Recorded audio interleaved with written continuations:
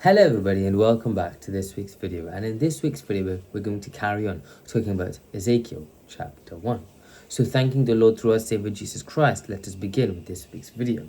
In this week's video we're going to talk about how Ezekiel's journey was in chapter 1, where Ezekiel is said to be living among the captives by the river Chebar, we see.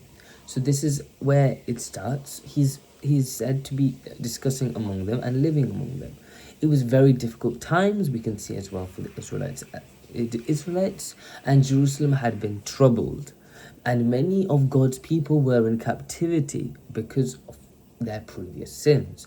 But in this difficult situation, something wonderful had taken place, and this is where, during this moment in chapter 1, where all of this is in the background of problems that they've been experiencing, Ezekiel, when he's living among these captives, he is saying, the heavens were opened and I saw visions of God. And it's from this phrase we're going to carry on this week's video, where he says, the heavens were opened and I saw visions of God. This is the first important lesson for us. Even when God's people, we can see, are going through difficult experiences, God has clearly not forgotten them. We have always seen this being a prevalent point that goes through each part of difficulty that the people are facing. God has never forgotten them when they are going through difficulty. His power was not limited by distance or circumstances. Ezekiel was far from Jerusalem as well, but God could still reveal his presence and purpose to him despite the position he was in, despite where he was. The plan was clearly conveyed to him. And this can encourage us to actually, when we experience difficulty, that we may not actually understand everything and how it is happening, but the one true thing that we know that's going to happen is God's gift of knowledge and God's understanding that we're going to gain from learning and experiencing, we can say. So what was that vision we just discussed about that Ezekiel saw? So it was said that Ezekiel saw 4 creatures. They had different faces, wings, and other remarkable features. We do not need to become too occupied with every detail or vision that comes about for these 4 creatures. The important thought is that these creatures were completely under divine direction. And we can see Ezekiel himself says that whithersoever the Spirit was to go, they went, we can see. So they did not turn aside, we can see, at any point, these spirits, but rather they moved according to the Spirit. And that's what that phrase that Ezekiel had said means. And what does it say, though? Well, it's actually talking about a more of a simpler concept, despite these divine beings being so much more complex to think about. It's actually just a beautiful lesson for us about obedience. When God gives us a direction, we should not insist in going our own way. We should try to understand his will and follow it faithfully. We should understand that every purpose has a will and that this is a divine direction we're taking, for it is the path that the Lord has told us to take. The creatures move together, showing that harmony and unity at all times, we can see. And in our service to God, we also should move in a similar unity to that what they showed, with the same spirit and desire to do his will, as though those creatures themselves had done, we can see. So it's a beautiful lesson of obedience and a beautiful lesson for how our spirits must be never wavering at any point. Then we carry on in the vision where Ezekiel also saw wheels within wheels, and the rims of the wheels were full of eyes. The wheels could move in different directions without turning aside. Ezekiel says that the spirit of the living creature was in the wheels though, and that's where it gets more confusing, that the spirit of the creature was in the wheels. And this shows that the movement that this creatures had actually taken was not random, but rather there was intelligence behind it. For us, this can be very encouraging, can be a very encouraging thought itself, as sometimes we may not understand why certain things happen in our lives.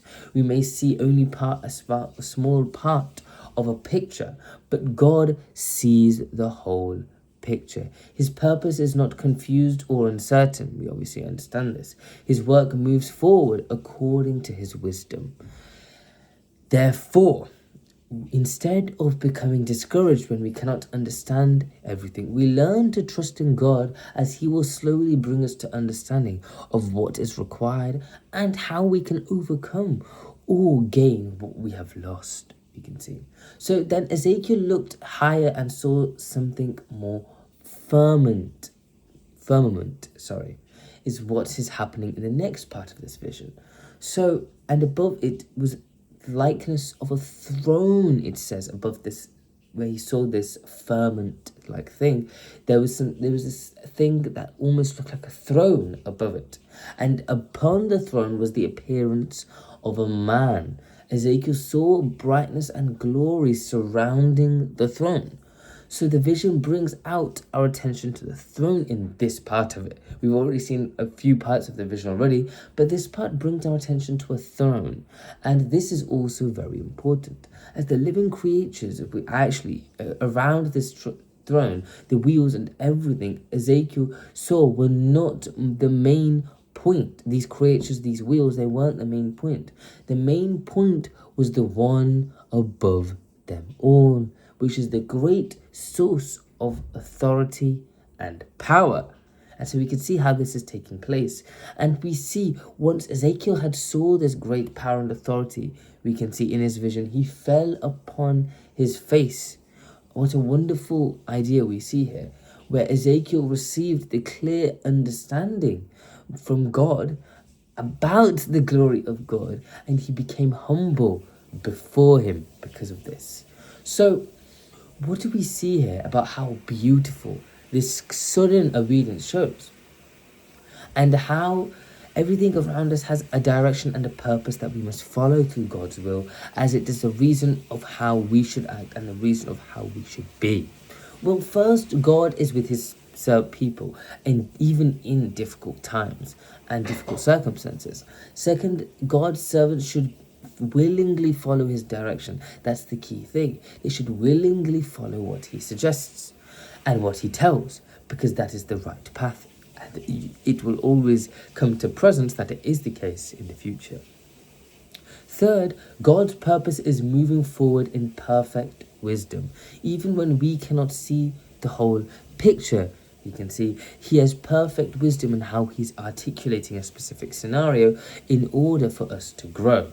And finally, a clearer understanding of God's glory should produce humility and reverence in our hearts, like it did for Ezekiel. Once he saw how it was the Lord's main point that was above all the creatures and the wheels that showed such astonishing feats, it was that glory that is always standing on top.